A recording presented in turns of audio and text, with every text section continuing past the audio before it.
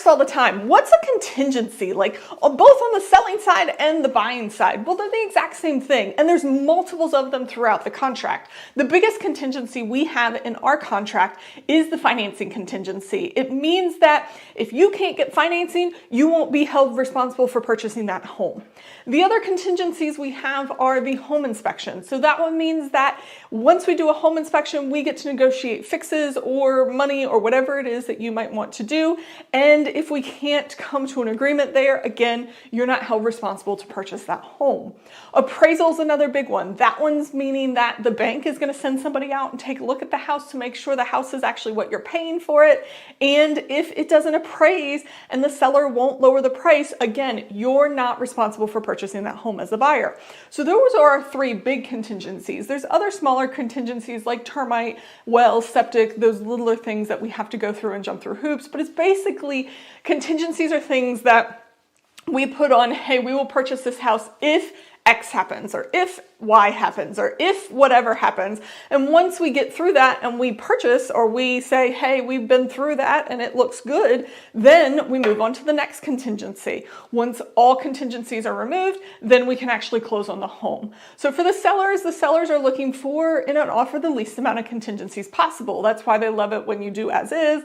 That's why they love it when we take some appraisal waiver on ourselves. That's why they love it when people come in with cash and don't have financing. But not all buyers are like that. And so sellers are just looking for what are the best terms in those contingencies that I can accept that guarantees my house actually gets to closing, where the buyers are looking at what are the contingencies that I can have that can protect me in case crap hits the fan and I need to get out of this house. The other thing about contingencies is, as a buyer, if that contingency isn't fulfilled, we'll say, financing, appraisal, inspection, any of those, you get your earnest money deposit back here in the state of Virginia. So earnest money deposit goes back to you and you can go on to purchase another home. If you've paid for something like an appraisal or an inspection, you don't get that money back. Some lenders will help you with that, but not all of them.